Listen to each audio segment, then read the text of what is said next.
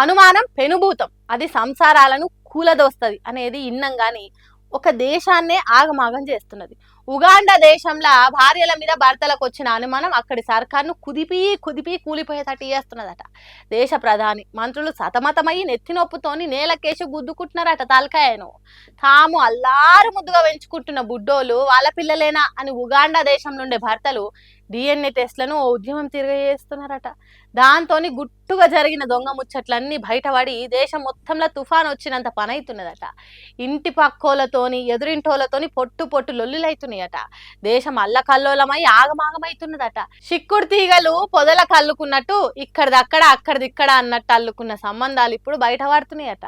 దొంగసాటు ముచ్చట్లన్నీ ఇప్పుడు బయటపడే వరకు ఏ ఊరు చూసినా ఏ వాడ చూసినా కోపతాపాలతో కొట్టుకుంటే దుబ్బరేగుతున్నదట.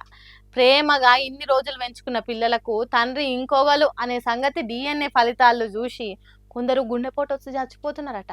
అందుకే ఉగాండా సర్కార్ గుండె ధైర్యం ఉంటే తప్ప డిఎన్ఏ పరీక్షలు చేయించుకోకుండా పబ్లిక్ కు ఆర్డర్ వేసిందంటే ఎసోంటి తిప్పలు వచ్చిందో చూడండి. ఉగాండా దేశానికి కంపాలా అనే ఏరియా ఓ కేసులో కోర్టు డిఎన్ఏ పరీక్షలు చేయించి తన 3 పిల్లలు ఒక్కలే తనకు సంతానం అని తేలిందట. ఆ కేసు ఉగాండా దేశంలో వైరల్ అయ్యి తండ్రులంతా డిఎన్ఏ టెస్టులు చేయించుడు మొదలు పెట్టే వరకు ఉగాండా దేశానికి ఊపిరి ఆడతలేదట.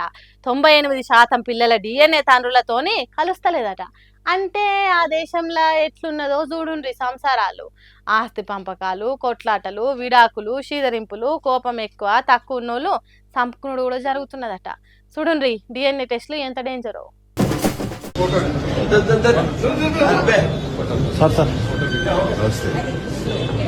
అబ్బే ఎహలే షైది ఏ ఉండవయ్యా తప్పుకో అని బ్రహ్మానందం ఎర్రవెల్లి దయాకర్ రావును అన్నాడనే వీడియో చూసిన వాళ్ళకు కొందరికి కోతి కొబ్బసిప్ప దొరికినట్టే చేసిండ్రు.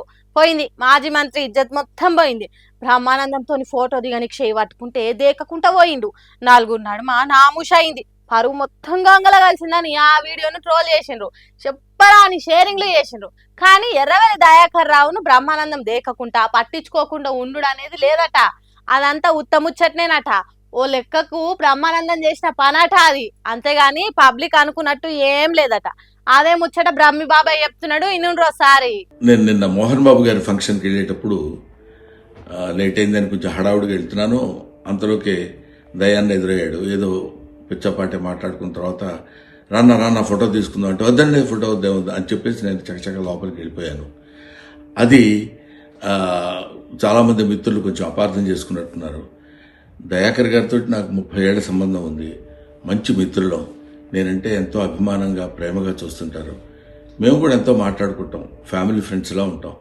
అటువంటిది సరదాగా ఆయనతో నాకున్న చనువుతోటి నేను ఉండండి అని చెప్పేసి చేయిలా తోసి వెళ్ళిపోతే దాన్ని నేను ఆయన ఏదో కావాలని తోసినట్టు ఏదో ఒక రకమైనటువంటి మిస్అండర్స్టాండ్ తోటి మిత్రులు, మీడియా మిత్రులు అలాగే దాన్ని అపార్థం చేసుకున్నారు. అలాంటిది కాదు.